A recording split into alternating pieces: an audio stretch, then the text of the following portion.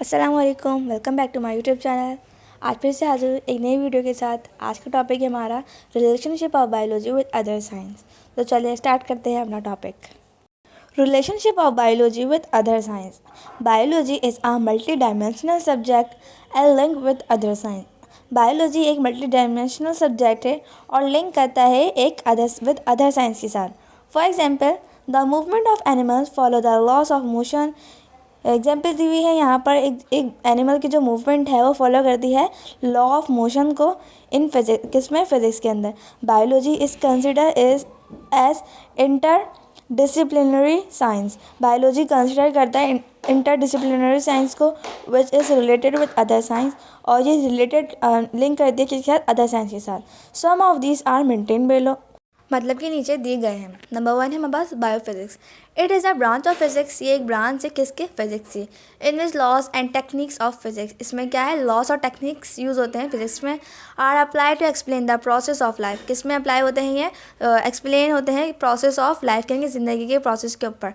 The radio physics branch where radioactive isotope are use to trace the translocation of different materials within the organism. Bio का मतलब होता है life और physics का मतलब होता है नेचुरल थिंग। इसका मतलब ये हुआ कि नेचुरल थिंग के साथ बायो का क्या रिलेशन है। नॉन लिविंग को हम बैलेंस करते हैं लिविंग थिंग के साथ। जैसे कि अगर हम बॉडी को बैलेंस करते हैं तो वो बायोफिजिक्स के ज़रिए से ही करते हैं। बायोफिजिक्स का रिलेशन इस तरह होता है, जो रियल लाइफ में बैलेंस होती है इसी तरह इन दोनों का भी इसी तरह से ही रिलेशन होता है। नंबर 2 है हमारे पास biomathematics, biometry. The branch of mathematics which collects data of living organism. ये जो है वो ब्रांच है मैथमेटिक्स की which collect data of living organism. ये कलेक्ट करती है डेटा इन्फॉर्मेशन किसकी, लिविंग ऑर्गेनिज्म की, जो जानदार हैं। It play very important role in research. और ये एक बहुत इंपॉर्टेंट जो है वो रोल, एक किरदार अदा करते हैं क्या, रिसर्च करने में। इसका मतलब ये है कि अगर हम फॉर एग्जाम्पल ब्लड टेस्ट करवाते हैं, कैल्शियम टेस्ट करवाते हैं, किसी का भी टेस्ट करवाते हैं, तो उसका आंसर हमारे पास नंबरिंग में आता है, मतलब जैसे कि 83 mg या वगैरह वगैरह। इसी तरह दोनों का रिलेशन है। बायो का मतलब होता है लाइफ और मैथमेटिक्स का मतलब होता है काउंटिंग वगैरह। इसका पूरा ये मतलब हुआ कि अगर हम कोई टेस्ट वगैरह करवाते हैं तो उस टेस्ट का रिजल्ट हमारे पास नंबरिंग में आता है, काउंट्स में आता है। जैसे कि मैंने आपको एक एग्जांपल दी है 83 mg। इसी तरह बहुत सारे, अगर हम किसी चीज़ का टेस्ट करवाएं तो उसके हमारे पास नंबरिंग में आंसर आता है। तो इसका रिलेशन यही है कि हम अगर किसी का भी टेस्ट करवाते हैं तो उसका आंसर हमारे पास नंबरिंग में आता है। इसी तरह इन दोनों का आपस में रिलेशन है। नंबर 3 है हमारे पास biochemistry. It is the branch of biology which deal with the study of molecule. ये भी एक ब्रांच है बायोलॉजी की। इसमें हम स्टडी करते हैं, डील्स करते हैं किसके बारे में, मॉलिक्यूल्स पे। विच फ्रॉम लिविंग ऑर्गेनिज्म, किसके मॉलिक्यूल्स पे, जो लिविंग ऑर्गेनिज्म के हैं। और cell and required adequate knowledge, और रिक्वायर्ड होती है कौन सी नॉलेज, एथोटिक नॉलेज होती है। About biology and chemistry to explain the synthesis of biomolecules and functions of different molecules in the body of organism. Bio means life and chemistry means chemical reaction. जिस तरह chemistry में chemical reaction होते हैं, इसी तरह human body यानी कि living thing में भी केमिकल रिएक्शन बहुत सारे होते हैं। फॉर एग्जांपल, अगर हम कोई खट्टी चीज़ या कोई पापड़ या इमली वगैरह खाकर अगर उसके ऊपर हम ठंडा पानी पी लें तो फ़ौरन एक केमिकल रिएक्शन कह लें, या फ़ौरन एक रिएक्शन होगा कि हमारा गला जो है वो ख़राब हो जाएगा, डैमेज हो जाएगा। किस वजह से, क्योंकि हमने एक खट्टी चीज़ खाई, उसके बाद हमने ठंडा पानी पी लिया। ठीक है, इसी तरह के बहुत सारे केमिकल रिएक्शंस होते हैं जो हमारी बॉडी में हो रहे होते हैं। इसी तरह डाइजेस्टिव का सिस्टम जो होता है, डाइजेस्टिव सिस्टम होता है, उसमें भी बहुत सारे केमिकल रिएक्शन हो रहे होते हैं कि किस तरह से उसके अंदर एक फ्लूइड शामिल होता है, किस तरह से वो डाइजेस्ट करता है हमारे फूड को। इसी तरह हमारी ऑल बॉडी में बहुत सारे रिएक्शन हो रहे थे। इसी तरह केमिकल रिएक्शंस होते हैं और इसी तरह हमारी बॉडी में भी रिएक्शंस होते हैं। तो इसी तरह से इन दोनों का आपस में रिलेशन है। नंबर 4 है हमारे पास biogeography.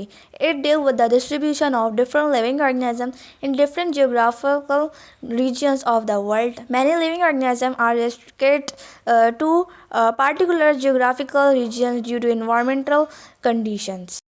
Bio means life, geo means earth and graph mean graph, region. Geography का असल मतलब होता है अर्थ की डिस्ट्रीब्यूशन। जिस तरह living thing and non living thing को अलग अलग करें, डिस्ट्रीब्यूशन करें। फॉर एग्जांपल, एनिमल्स को, प्लांट्स को, बर्ड्स को और लोगों को अलग कर दें। और भी बहुत सारी चीज़ होती है जिनमें लिविंग थिंग में और नॉन लिविंग थिंग के बीच में डिस्ट्रीब्यूशन करना बायो जियोग्राफी में होता है। नंबर 5 है हमारे पास bio economics. This deals with the economically important organisms involved in production, e.g., meat production, etc., are calculated for cost value and profit value. इसमें हम स्टडी करते हैं, डील करते हैं किसके साथ, इकोनॉमिकली के साथ। इंपॉर्टेंट ऑर्गेनिज्म जो है इन्वॉल्व होते हैं किसमें, प्रोडक्शन में। इसमें एग्जांपल दी हुई है, मीट प्रोडक्शन etc.